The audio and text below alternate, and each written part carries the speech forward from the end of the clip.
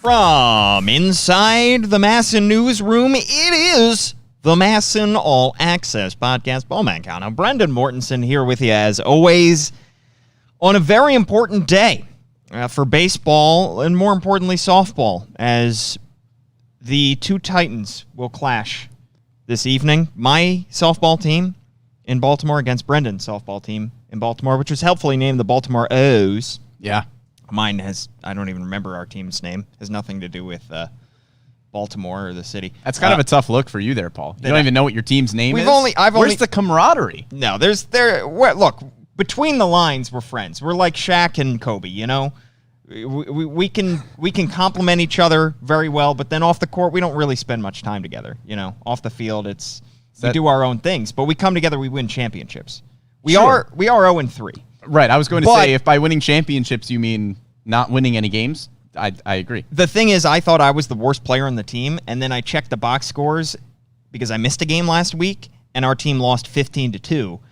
So, therefore, and that's our worst loss of the season, so therefore I can't be the worst player on the team. Because is that how that works? They had our worst loss of the season when I wasn't there. Right. So but I think I if add you were some there, kind of value. You could have lost 17-2 or 15-0. In theory. In theory. But I think we're gonna determine, you know, who has dominance on this podcast. We played 2 weeks in a row, so we could split the series. It's a big 2 weeks. It's a massive 2 weeks. I'm already locked in. Have you been keeping track of your stats so far this kind season? of. I think I keep track of what I do on like a game by game. I don't think I remember what I've done over the last 3. Got to compile these stats. I suppose I do. I don't know. Neither of us has a homer. No. A lot of infield hits. A lot of infield hits. That is my game. I put the ball on the ground and I beat out infield singles. Yeah, I mean that's the only way to do it. It's going to be interesting. I never pitch. The same guy pitches for us, but I'm gonna tell him maybe don't be afraid to brush you off the plate.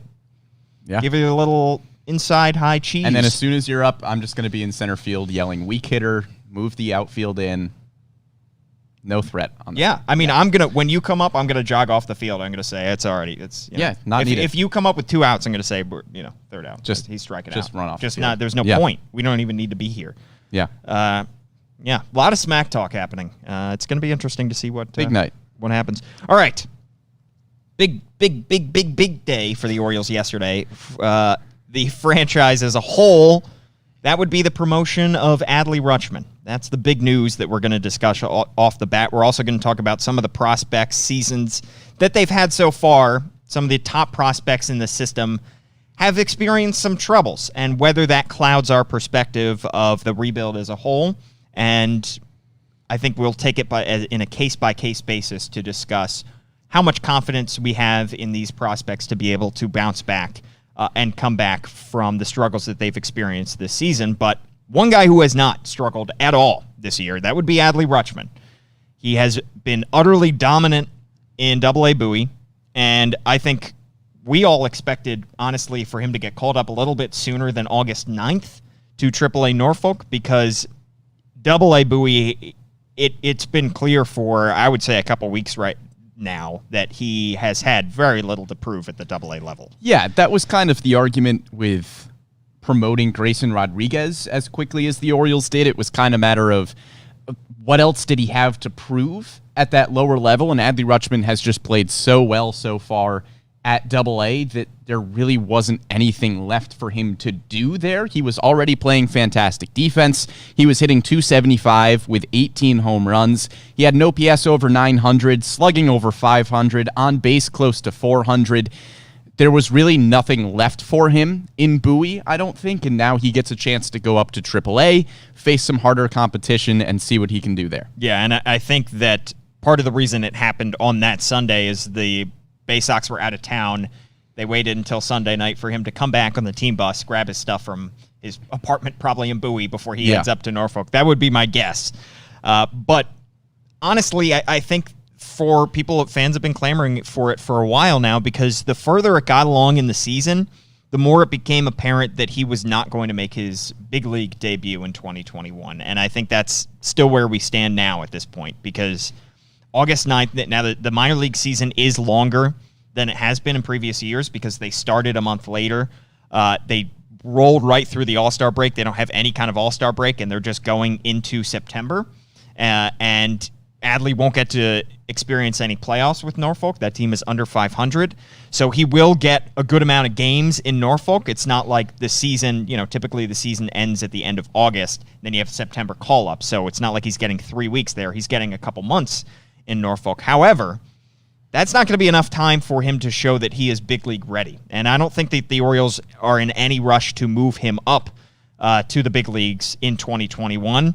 And the fact that he gets promoted 1 week into the month of August pretty much takes a 2021 big league debut off the table. I think it's interesting to look at because I think if the plan was to have Adley Rutschman debut at some point in 2021, he was probably playing well enough for that to happen. I think if the plan was, okay, we want Adley Rutschman up at the major league team by August, they probably would have moved him past Double-A Bowie quicker than they did. I think he was playing well enough to warrant a promotion earlier than this. But I think it's pretty clear to us now that the plan was just to have Adley Rutschman play a full season of minor league baseball. And I don't think there was ever really a plan to have him debut in the majors this year unless he was hitting like 500 in the minors. Yeah, which is a shame, I think, just because I understand it from their perspective because this is his first full season of professional baseball. Right. He only had half a season in 2019 because he got drafted in the middle of that year and obviously spent a couple months at the alternate site in 2020.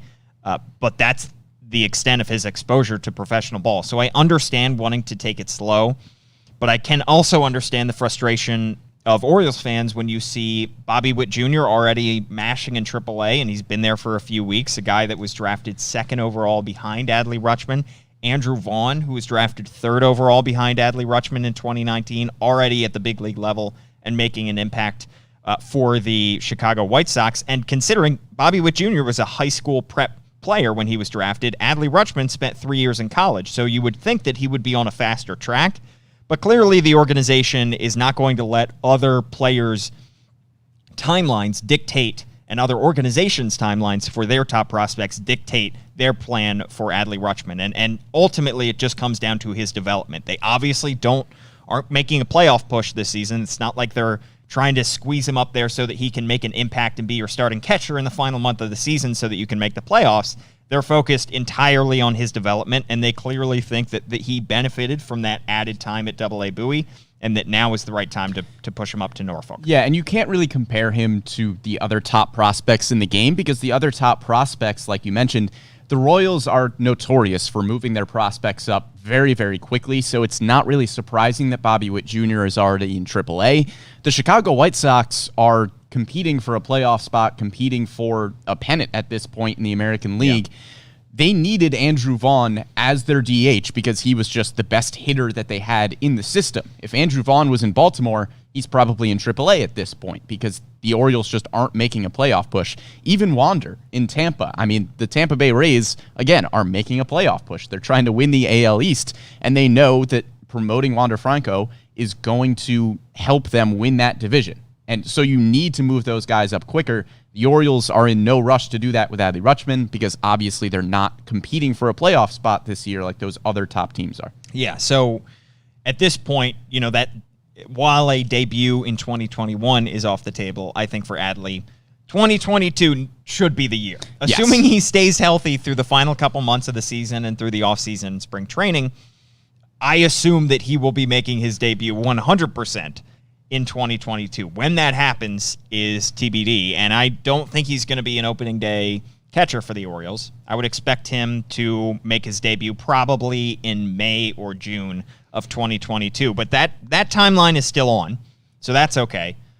But it's just looking back several months, it seemed like 2021 could have been the year for him to debut, and for O's fans not to get a glimpse of him, I understand can be a little frustrating. Well, going into the year, I think we were looking at it from a purely talent perspective because Adley Rutschman was talented enough to move through the minor league system pretty quickly.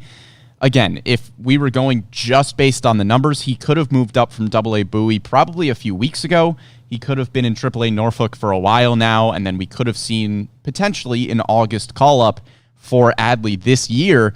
But the Orioles are not just going purely based on the talent and major league need. They're keeping the priority on making sure they can give Adley Rutschman more time than even needed to develop in the minor leagues. So if that means holding him out for this year, so be it. Yeah.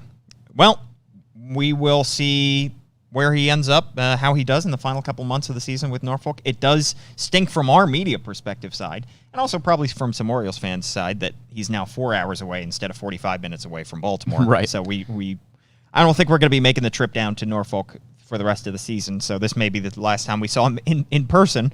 However, he is still closer, while not closer literally, physically to Baltimore, he's closer metaphorically to Baltimore. Yeah. Being in Norfolk. All right. Let's talk about the big league club real quickly, because Jorge Mateo, talk about former highly touted prospects. Jorge Mateo was a guy that the Orioles claimed off waivers from the Padres earlier this week, thrust right into the action, as they have done for several guys in this 2021 season. But an overall rundown of Jorge Mateo, Brendan, for those who have not followed his career from his days back in the Yankee system in 2012. Give us an overview of Jorge Mateo. Yeah, he became well known as one of the top prospects in the Yankee system. The thing with Jorge Mateo is he's never really been a good hitter throughout the minor leagues. He's kind of similar to Billy Hamilton in the sense that if he gets on base, he is absolutely electric. He once stole over 80 bases in a single minor league system, which is insane. So he has the speed to be a ridiculous threat on the bases. I think, according to StatCast, he is the third fastest player in Major League Baseball, according to sprint speed. Behind, like, Trey Turner and who else? I think it might be Billy Hamilton is the other one. But he can also play all over the diamond because of that speed. Yeah. He can play mostly infield. I think it's going to be the plan for the Orioles this year. Brandon Hyde was saying that he's probably going to play mostly up the middle at second base and shortstop. But with that speed, he also has the potential to play center field. He's played the corner outfield for the Padres. He also played third base in a pinch for the Orioles when Ryan Mountcastle went out with injury. So he can really be anywhere. And at just 26 years old, a former top prospect, it seems like pretty much a perfect fit for the Orioles. Like, why not take a swing on Jorge Mateo at this point? I saw some people throwing out the idea that they could claim him when he was DFA'd by the Padres because it just made the most sense for them to claim him. He's had an interesting career so far. Signed, as I mentioned, as an amateur free agent back in 2012 with the Yankees. He was traded to the Oakland A's as part of the Sonny Gray deal. Yeah, he was like the centerpiece of that Sonny Gray trade. And then traded to the Padres for a player to be named later in June 2020. Spent part of most of the 2020 season at the big league level, but bouncing all around. I mean, you mentioned that glove being able to play everywhere. He's probably not going to be above average at any one of those positions, but his versatility is key. I mean, he played literally in just 79 career games for the Padres, center, left, right, short, third base, and second base. Yeah. So he really just pitching, first base, and catching he just has not done yet. That's about it. Yeah. And he provides value at the very least as a utility guy who can fill in defensively at pretty much any position you need him to, and a pinch runner if you need, because there's probably not a better pinch runner in all of baseball at this point. Yeah, and I don't want to oversell. You mentioned his bat not being there, and we don't want to oversell the kind of impact he's going to have with this team, but he's worth a shot at this point. Absolutely. Especially considering what the Orioles have at the big league level in the infield. Look at the opening day infield. It's a radically different group than the group they have out there now. Michael Franco is still at third, but Freddie Galvis is back in Philadelphia. Rio Ruiz is in Colorado now. So they have the middle infield has been constantly shifting. Ramon Urias obviously has taken over for the most part at shortstop. So they have guys that they can move in and out, but they could also use somebody off the bench. I think Brandon Hyde we've seen the way that he's used Ryan McKenna in the outfield as a late game defensive replacement if needed.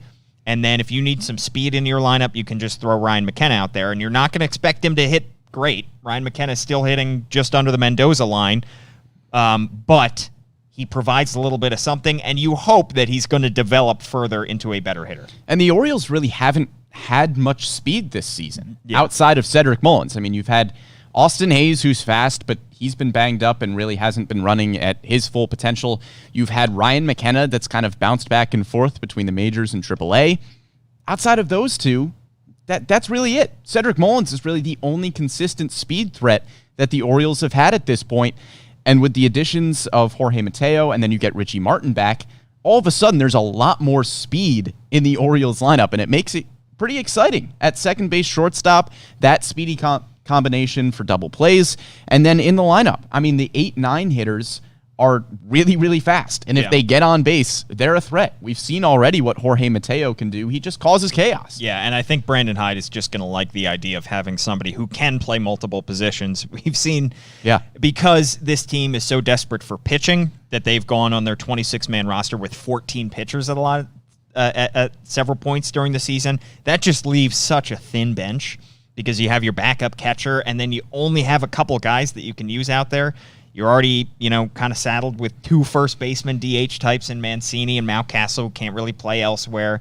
So having somebody who is truly versatile, who at least has the big league experience of playing these other positions. We don't want another Ryan McKenna stuck at third base in extra innings that we saw a couple months ago, kind of situation. So that will certainly help. And then looking ahead a little bit, and this will be an entire offseason conversation. What do you think over the final month and a half of the season Jorge Mateo needs to do to kind of show that he can stick on this club through the 2021-22 offseason and be on this opening day roster for 2022? I mean, I think the book with Jorge Mateo throughout his career coming up through the minors is that if you can get this guy to hit like 230, he's going to be valuable because he's really good once he's on base. He can play every position that you need him to, and he's got elite speed. He has top 5 in baseball type of speed. So his average right now hovering around 220. If that can stay around 220, 230, I think he provides value to the Orioles and provides enough value to stick on this team next year, because we can't overemphasize just how important it is that he can play every position that you need him to. And with this Orioles team that has struggled with some injuries and really hasn't had a ton of consistent starters at positions around the diamond, you can use Jorge Mateo pretty much anywhere you need to as a plug and play in the lineup. I think he sticks around next year. Yeah, I think, like you said off the top, I think it's an ideal pairing of player opportunity and team need. Yes. So, it just makes sense for both at this point. And we'll see, maybe at this point, maybe we're looking at the 2022 opening day roster and we're saying, well, Jahmai Jones is already here and Ramon Arias is locked down shortstop, and, maybe they sign a third baseman and there's not a need for him.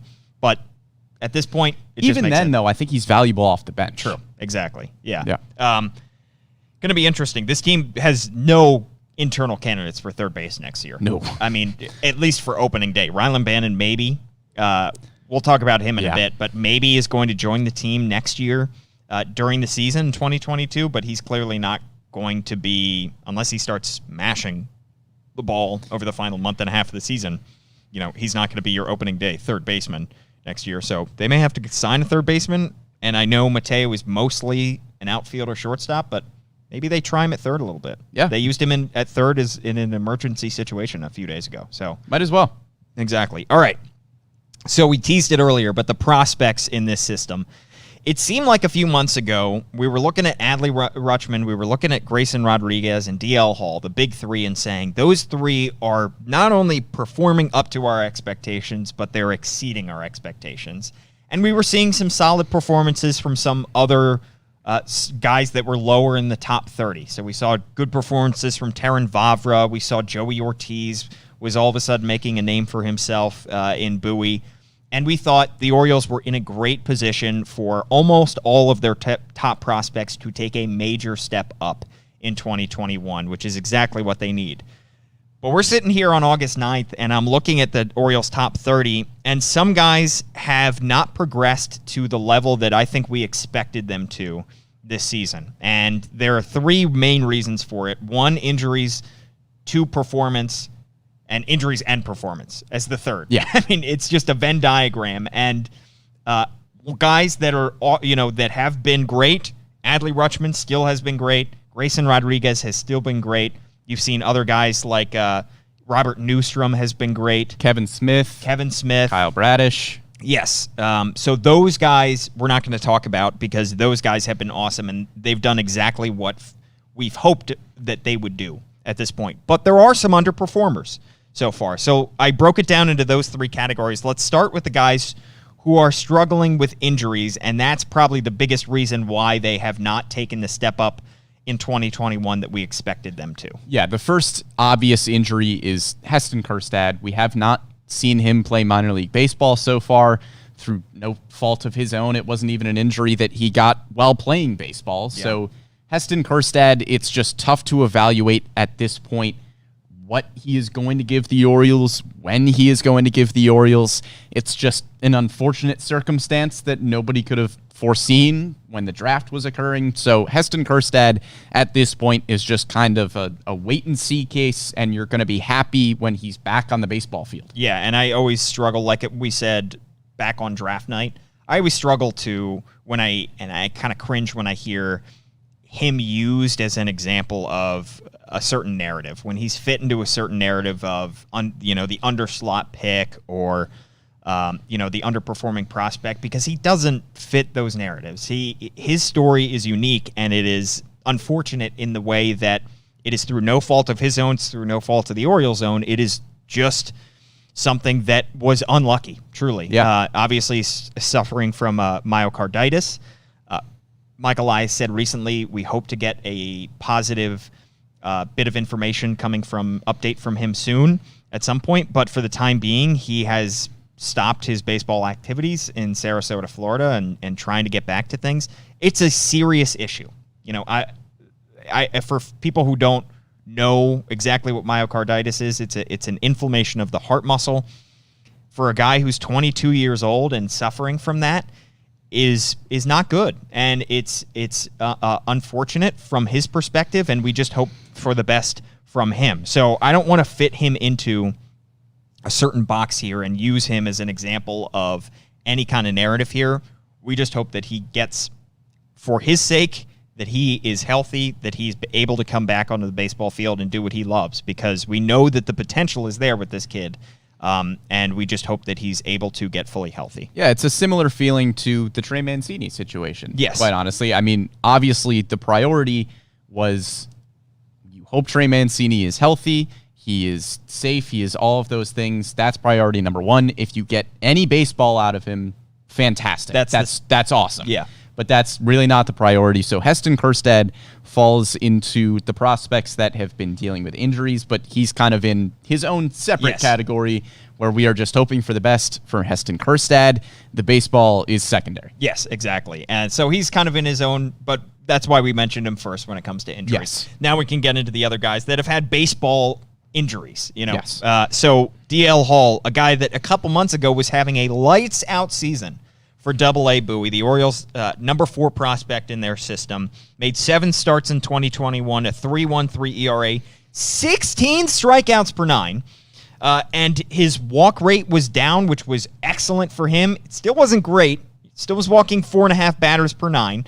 However, considering that number was at 6 in High A Frederick in 2019, that was a positive step in the right direction. Seemed like he could even be bumped up to Triple-A Norfolk in this season, even though he's just 22 years old. However, suffers an injury, and eventually now it seems like he's unlikely to return this season, which is really unfortunate. Yeah, DL Hall was on a fast track to Triple-A Norfolk, I think. We saw what the Orioles did with Grayson Rodriguez. He wasn't getting challenged in High A, so they move him up to Double-A. DL Hall, he had a 3.13 ERA in Double-A Bowie, so he was still, he was getting challenged a little bit, but I think at some point pretty soon after his first 7 starts, maybe they give him 10, and if he's still succeeding over his next 3 starts, he would probably get bumped up to Triple-A. And I think it's unfortunate, too, because he probably would have been on even a faster track to the majors than somebody like Grayson Rodriguez. We could have seen DL Hall make his major league debut next year. I think would have been possible if he was at AAA at the end of this year, started next year with Triple-A Norfolk, and then maybe some way halfway through the season, he gets called up to the majors. I think it would be optimistic to think that DL Hall makes his major league debut next year. I would assume he probably, if he is out for the season, he probably starts the year again at Double-A Bowie. I would assume he moves his way up pretty quickly to Triple-A Norfolk. Maybe he makes his major league debut next year, but that timeline, which looked pretty clear before this injury, is now a little bit fuzzy. Yeah, I think they could, in theory, start him out in Triple-A Norfolk to start next year, but I agree with you. I think if I had to bet right now, I would think he would start in Bowie next season, just because 7 starts is not a whole lot. And even though he was dominant in those 7 starts, they just want to make sure that I see a similar path to what they did with Mike Baumann, who is one of our guys we're going to talk about next. But, you know, Mike Baumann, who was dominant in the Double-A level in 2019 in a small sample size, suffers an injury, and then they say, all right, well, get your feet back under you in Double-A Bowie, you know, make sure that you are confident in your stuff and that you're back to where you were pre-injury, and then we'll move you up. So I think that's probably more likely. Yeah, DL Hall still has a chance to be a pretty quick riser. I just think he starts next year in Double-A Bowie, which is unfortunate because it probably bumps him down a level and bumps him back at least a few months in his progression. And Grayson Rodriguez, we've talked about it before, might hop him. Yeah. However, I do think, if I've done my math correctly, that they have to add DL Hall to their 40-man roster this offseason in order to protect him from the Rule 5 draft. Being on the 40-man roster helps because, you know, the barriers of you being called up to the big leagues are removed at that point. Right. So that will certainly help him, at least in theory. Let's talk about Mike Baumann real quickly. Number 7 prospect. And he doesn't quite fit into this category as well because he was injured, suffered a right flexor strain at the alternate site at the end of 2020. They were hoping that he would be fully ready to go by, you know, the beginning of the next season. He makes some rehab starts, goes up to 2 starts with Delmarva, then makes 10 starts with Bowie. And numbers overall, just glancing at them, not great. 4.89 ERA and 38 innings with Bowie in those 10 starts. But his last 4 starts in Bowie, 2.05 ERA over 22 innings pitched. Starting to look, and then they eventually bump him up to Norfolk, starting to look like this guy is getting back to the Mike Baumann that we saw dominate in 2019. Yeah, I think there's a chance that Mike Baumann gets called up to the majors this year because the Orioles need pitching help, and Mike Baumann has looked really good at AAA, and we're going to talk about some other guys that should be looking a lot better in AAA than they are and have kind of disappointed at that level. Mike Baumann, since coming back from injury, is kind of the one that hasn't. The injuries did set him back, which is why he is still in this category. We thought going into the season that Mike Baumann could potentially be a July call-up for the Orioles. Now it looks like he still has the potential to be a late August, early September call-up for the Orioles because they need pitching help just that desperately in the rotation right now. I think there's a chance, but the injury certainly did set him back. And he has made 2 starts with Triple-A Norfolk so far, in 11 innings, a 1.64 ERA. So he's looking very good. Yes. Which is good to see. And then another guy who was looking great pre-injury, Terrin Vavra. One of the guys that they got at the trade deadline in 2020. He was hitting 263, a 413 on-base percentage in 30 games with Bowie, but he hasn't played since June 13th with a lower back strain. A guy that we thought might be a sleeper candidate to maybe be the Orioles' second baseman of the future years down the line, but it is tough to see him sidelined with an injury that we thought another guy that keeps hitting well, keeps looking good in the infield, might be in Norfolk, but that seems to be off the table for 2021. Yeah, it's unfortunate because Terrin Vavra really could have been another quick riser. He's 24 years old at this point. He can play multiple positions. He can play second. He can play a little bit of short. He can play center field. I think Terrin Vavra, at this point, probably could have been close to the majors at second base, considering the Orioles don't really have a solid option at second at this point. He would have been at least in the conversation with Jahmai Jones, I think, at Triple-A Norfolk. So Terrin Vavra, if it weren't for the injury, he started the season on fire, had an OPS over 1. He could have moved up to Triple-A Norfolk pretty quickly, and then maybe even potentially to the majors this year, if not next year. But now you're looking at a 24-year-old who's going to be 25 next year, and he's still at the Double-A level. I would assume that if he's out for the rest of the year, he's probably going to be at Double-A starting next year as well, which is kind of a tough look for your 10th ranked prospect when he's 25 years old. Ideally, you would like him at Norfolk banging on the door a little bit to the majors. And I think he is another guy, again, if I've done my math correctly, who they have to add to the 40-man roster this offseason. So he will have that as an added benefit. However, yeah, I agree. I think he's going to be a starting Bowie, assuming he doesn't get any or many at-bats the rest of the season. Yeah. All right, so we covered the injuries. Performance. And for me, this comes down to three guys: Dean Kremer, Zach Lowther, Alexander Wells, to varying degrees. By far the most concerning is Dean Kremer. We came into the season thinking Dean Kremer would be the second best starter on this roster. We were wrong. Dean Kremer struggled out of the gate. We saw him dominate in 3 starts last year in 2020, dominated a potent Yankees lineup on more than one occasion. Struggled in his last start in 2020. We thought, all right, he'll be fine for 2021. He was not. No, he was not. In 12 starts in Baltimore, 7.25 ERA. And then the more concerning thing for me, Brendan, is 7 games in Norfolk, a 6.88 ERA. We can't really diagnose his issues from afar. I think if the Orioles knew exactly what was going on with Dean Kremer, it probably would have been fixed by now. I think it is incredibly concerning to see the kind of struggles and the step back that he has taken in 2021. Yeah, he's got the stuff, which is the most puzzling part about it. And there's no reason that Dean Kremer should be struggling at Triple-A Norfolk at this point after a season where he demonstrated, like you said, Paul, that he could beat the Yankees, he could beat the Red Sox, and he was pitching well, and you could see the stuff, and we were excited by the stuff to the point where we both said going into the season that Dean Kremer had the potential to have the best ERA on the team and be the solid number 2 starter in this rotation. And like you said, he's struggling in AAA to the point where he's not even starting all of his games. He's pitched in 9, he's started 7. Yeah. So Dean Kremer is not even a viable option for the Norfolk Tides at this point. That's a huge drop-off from the number 2 starter in the Orioles rotation to not even really being a consistent option in AAA. The stuff is there, which is, I guess, the encouraging part about it, where you would hope at some point he can figure something out with his command, with his off-speed stuff, where he can put it together and get back to the guy that showed really great flashes against the Yankees and Red Sox. But I don't know, at this point, he just hasn't pushed the right buttons, I guess. And we've seen it before. We've seen guys come back from it before. Obviously, the most recent example is Cedric Mullins, who comes into an Orioles team that needs an injection of youth in 2018 when he made his big league debut, and looks good. I think he hit like 275 in that 2018 season or 235, but he was hitting well.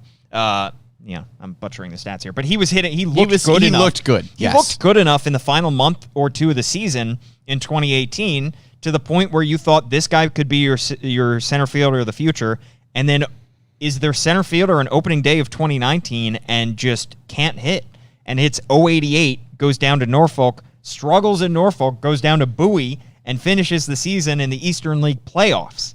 And you think this guy has totally fallen off the map, and then a miraculous climb all the way back up to being an all-star starter and hitting 320, and obviously he's one of the better hitters in baseball right now. So it can happen. It's just unlikely that it does happen. And for that reason, though, we are not giving up by any stretch on Dean Kremer. He's still only 25 years old. We still think he has all the potential in the world. And it, like you said, Brendan, the stuff is there. So he still has the high ceiling that we expected him to have.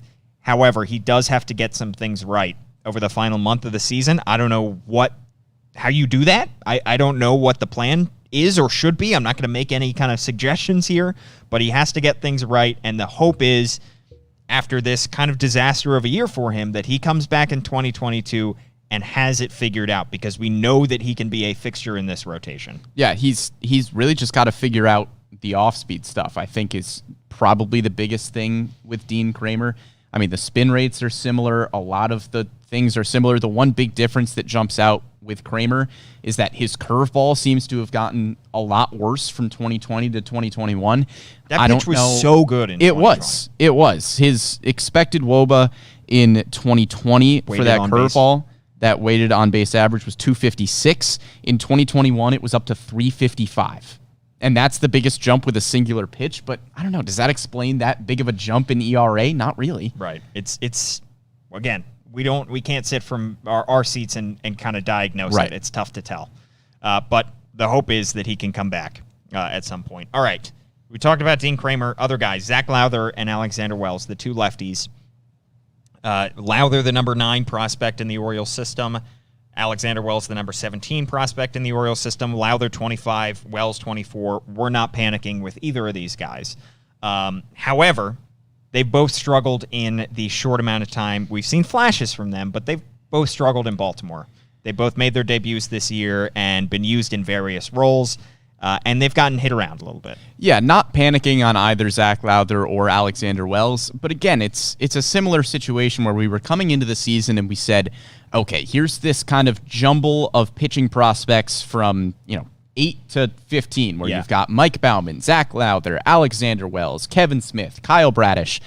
And it was the thinking of, well, if 2 or 3 of these guys succeeds at the major league level, you've got yourself a pretty solid pitching rotation once Grayson Rodriguez and DL Hall, and then you've already got John Means there. Once that all comes together, that's a great rotation.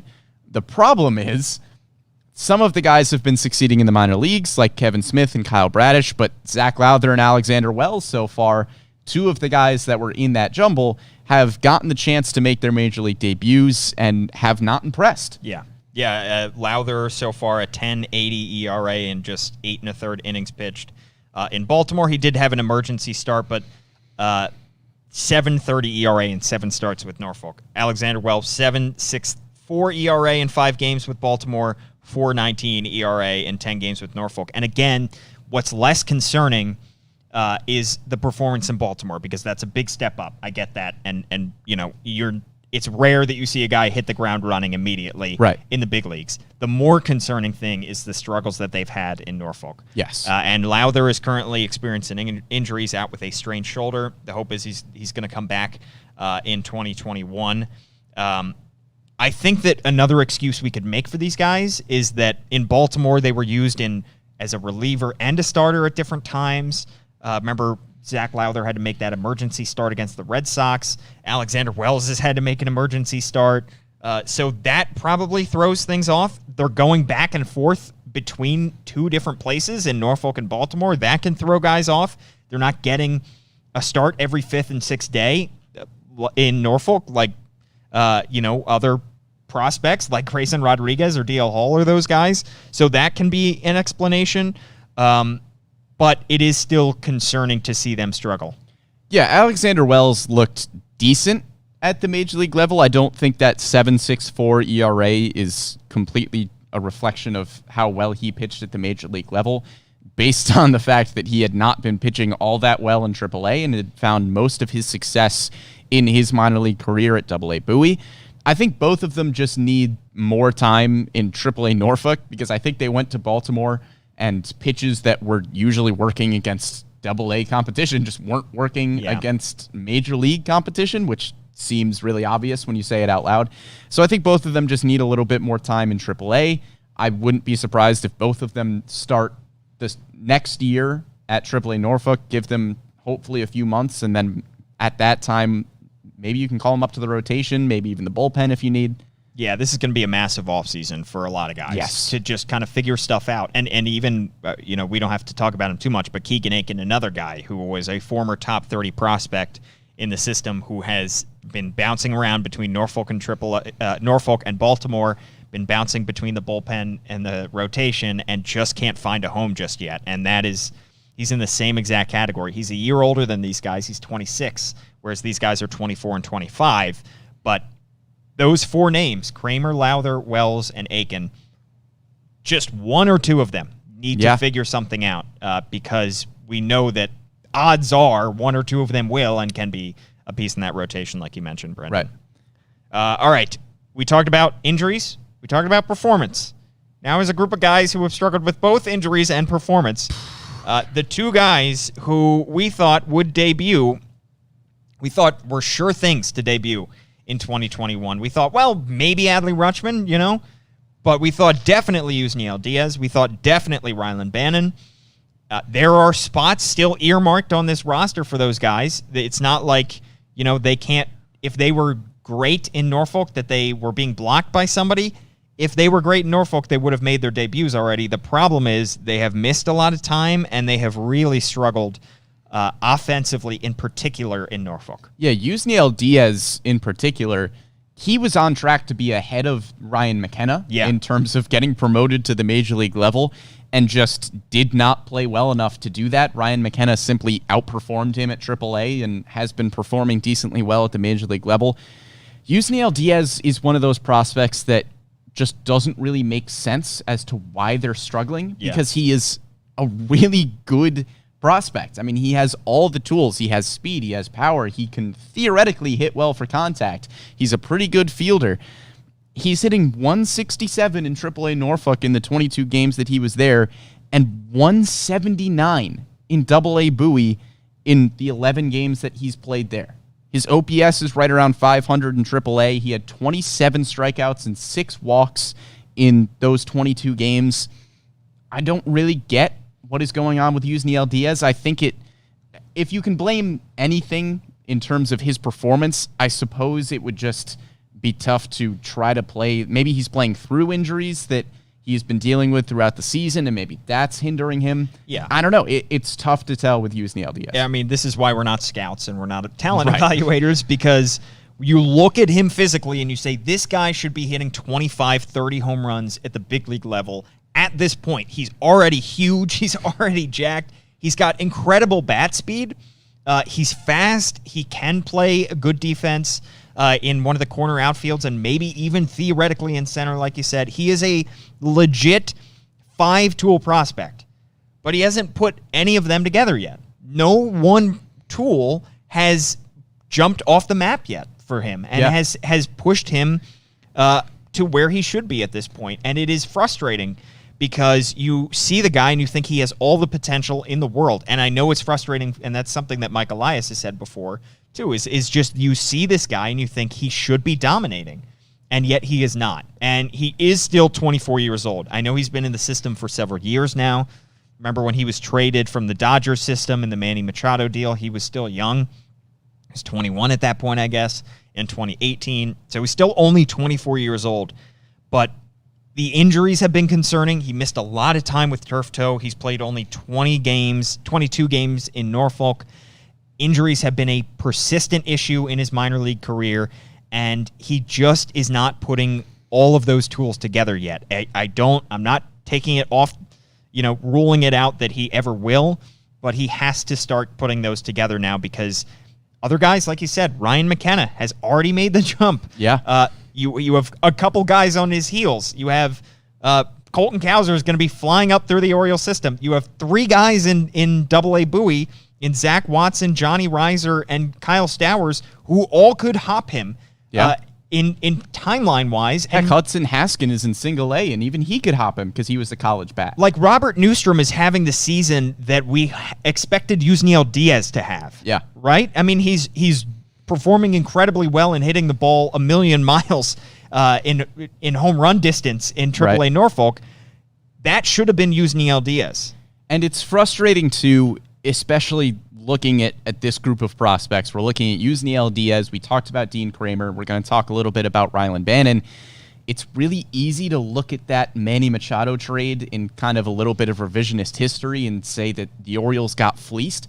Yusniel Diaz was a dude in that Dodgers system. I mean, he was a great prospect. Dean Kremer was one of their better pitching prospects. Rylan Bannon was a really solid prospect that could play all over the infield. The Orioles, I think, did well in that Manny Machado trade. They've got prospects that should be performing well, and it's just kind of this group that seems to have fallen off a little bit. Yeah, I'm not willing to make any kind of judgment on the Manny Machado deal just yet. You can judge it on the day and say they got good theoretical value, and then you can judge it in 10 years and say these players turned out to be good or not. On the day of the trade, and we still stand on this side where we say they got good theoretical value, the players have to turn out. I'm not ready to make a decision on that trade, where I stand on that, until we see Yusniel Diaz and Rylan Bannon debut, until we see these guys be older than 25, 26 years old, and actually do things. And also consider Manny Machado is not on the Dodgers anymore. I know he helped them get to the World Series, but it was half a season of Manny Machado. It was 3 months of Manny Machado. So again, we can relitigate that for another day, but I'm not ready to make any kind of decision one way or the other on that kind of deal. Right. But Bannon is another one that has really been struggling both with performance and with injuries.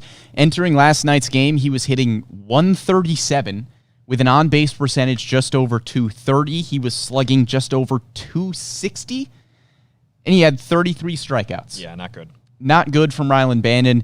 This is somebody who we thought could be the Orioles starting second baseman. He could be the Orioles starting third baseman heading into the season.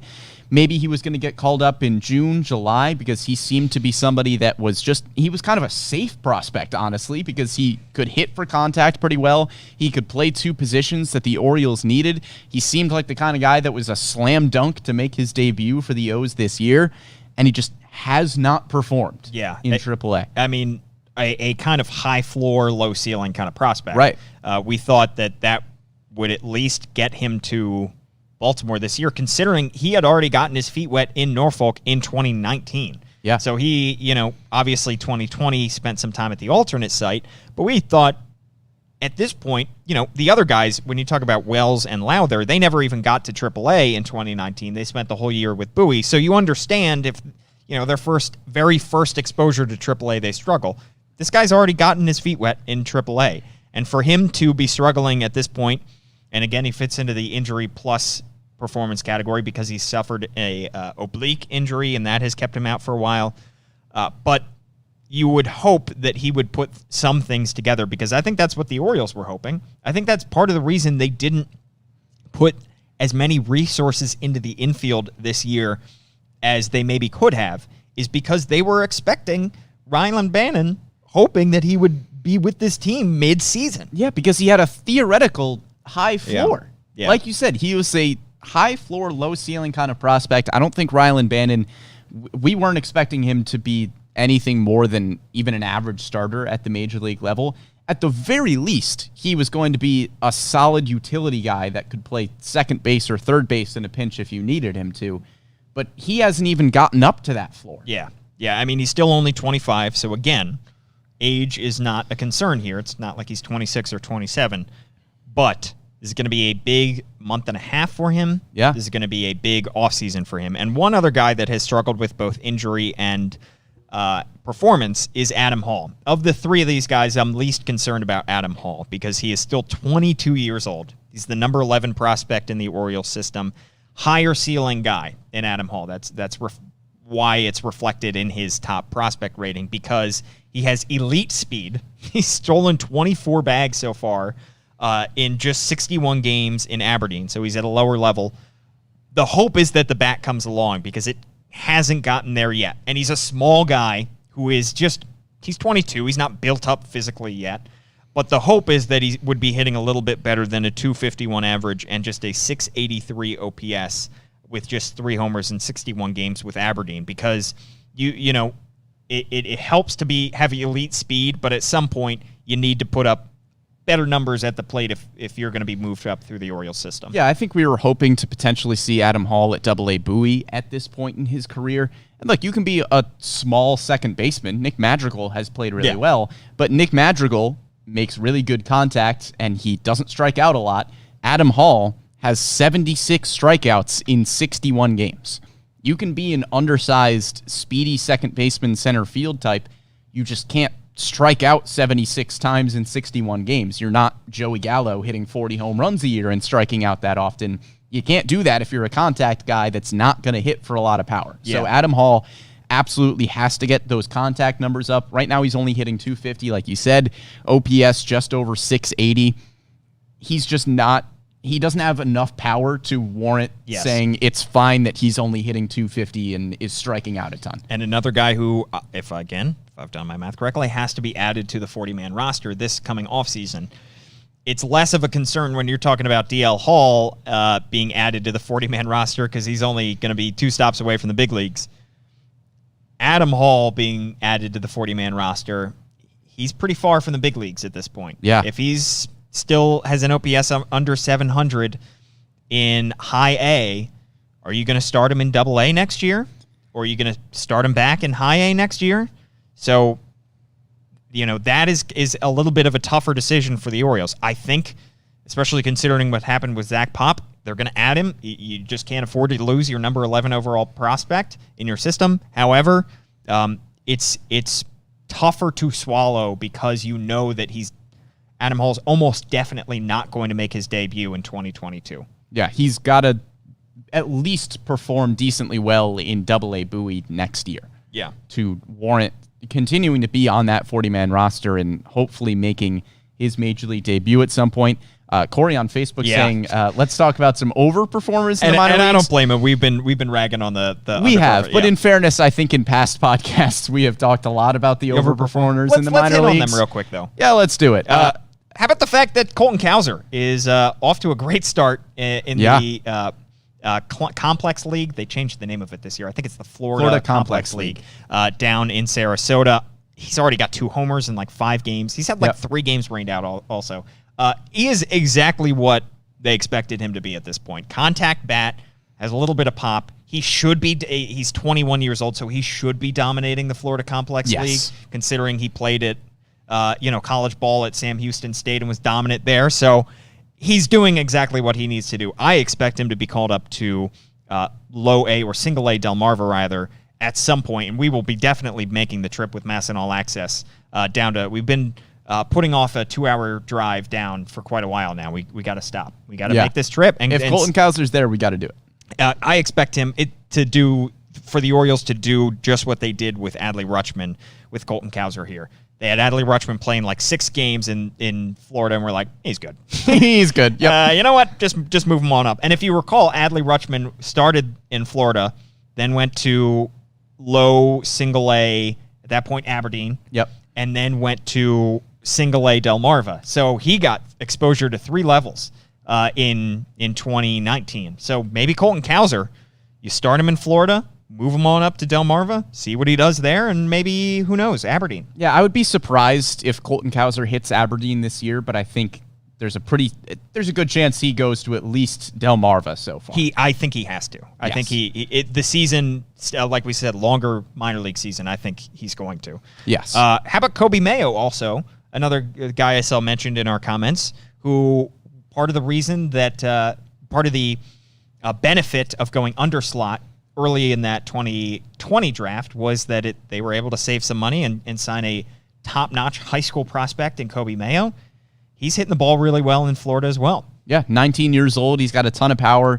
He doesn't profile at any high-leverage defensive position. He's probably going to be a power-hitting third baseman. You would take a power-hitting third baseman in Baltimore right now. So Kobe Mayo, still a long ways away from the major leagues. He's probably not going to make his debut for another 3 or 4 years. But he's 19. He's showing a lot of promise, and hopefully we'll see him at Delmarva soon as well. And how about Jordan Westberg? Oh, yes. One of the more fun players that I've seen, that more exciting. I mean, this guy we talked about him having a maybe lower ceiling. This guy's flying up through the minor league system. He looks ready for Double-A at this point. I mean, he started the season with Delmarva. They gave him just 20 games there. He hit 366, and they said, "Now you're good. Head on up to High A Aberdeen." And he's hitting 292 there with 8 homers in 56 games. He's got an 882 OPS while bouncing back and forth between shortstop and second base. Maybe you can play him at theoretically third base. Jordan Westberg, a top 10 prospect in the Orioles system. This guy might be the more underrated prospect in this system. He doesn't draw the same attention that maybe a Yusniel Diaz does because he hasn't been in the system for as long, but this guy's going to be good. Yeah, Jordan Westberg has a high floor because at college He was a good contact bat. He hit for a little bit of power, and he was a solid defensive shortstop. So I think everybody just thought that he had a pretty high floor, but he also has a decently high ceiling. I think his ceiling is an above-average starting shortstop at the major league level. He's flying through the system right now, as you said. I think start of next year, we might see him at Double-A Bowie, and then maybe he could even work his way up to Norfolk at some point next year if he continues to perform. I don't think we'll see him in the majors next year. Probably the year after if he does debut, but Jordan Westburg really encouraging so far, and Gunnar Henderson has played well as well, another shortstop in the O's system. Yeah, he dominated Delmarva. They moved him up to Aberdeen, where he's had some struggles. In 39 games, Gunnar Henderson is hitting just .208, still walks a bunch. He's got a .326 on-base percentage, has 4 homers in 39 games there, and is so young. I mean, Gunnar Henderson was a high school player when he was drafted in 2019. He's 20 years old, so, we'll definitely pump the brakes when we see him struggling in high A. Yes. But maybe if he turns things on for the final couple months, he could be in Double-A next year. Yeah. And then Hudson Haskin, another guy, a college bat taken in the 2020 draft who moved up quickly like Jordan Westburg, a little bit later than Westburg, but also moved up to high A Aberdeen because he was dominating low A Delmarva. Yeah, some other guys just to run through quickly that have been performing well. Kyle Bradish has been pitching very well. Kevin Smith has been pitching very well. Kyle Stowers was off to a really hot start. He was hitting a ton of home runs. He's a little bit come back to earth in Double-A Bowie, but that was to be expected. He's still hitting like 280. Yes. And a former second-round pick out of Stanford. Yes. Yeah. So a lot of prospects that are still very encouraging in the Orioles system. We don't want to make it seem like the rebuild is a failure and there's no good prospects and everything's got to come crashing down. There's still a lot of good prospects and a lot to be excited for. Can't wait for somebody to clip you saying that and cut out you saying, we don't want to make it seem like, yes. And then just cut up that clip and use it against you in the future. Perfect. That's going to be fun. Can't wait. But still, also, keep in mind, still some time left in this minor league season. Still a full month, and then we have the playoffs. So we expect, all these guys that we mentioned that are struggling, they have time to turn things around. So going to be exciting. We will definitely be doing a lot of minor league trips over the last month and a half here of the season. We'll definitely be going to Delmarva at some point. We're going to get some playoff action, it seems like, in Bowie, knock on wood. That's going to be exciting. Imagine Grayson Rodriguez starting a playoff game. We saw him starting a playoff game last year, or 2 years ago now, in Delmarva. So now getting a start in Bowie. I'm imagining a raucous crowd, a lot of gas cans. Gas cans, yeah. It's going to be fun. So we will be back next week talking more minor league, talking more major league. He's at Brendan Morty on Twitter. Brendan Mortensen is his name. That's the one. That's the name. Name was too long for Twitter. We'll see. We'll keep you updated as well as to how game 1 of our softball league matchup goes next week. We'll have some stats ready for you. I know everybody is just really excited about it. That's what keeps you going. Right. That's why everyone is listening. Keeps you subscribing. Yep. Yeah, exactly. I'm at Paul Mancano. Thanks to Amy Jennings for pushing all the right buttons behind the scenes. Thank you to you for following along and commenting. Again, you can watch our show live on Facebook, Twitter, Instagram. Nope. We don't do an Instagram live show. Facebook, Twitter, and YouTube. And then, of course, listen to it after the fact on all of your favorite podcast platforms. Thanks so much for tuning in. We will be back in a week, and we'll see you then.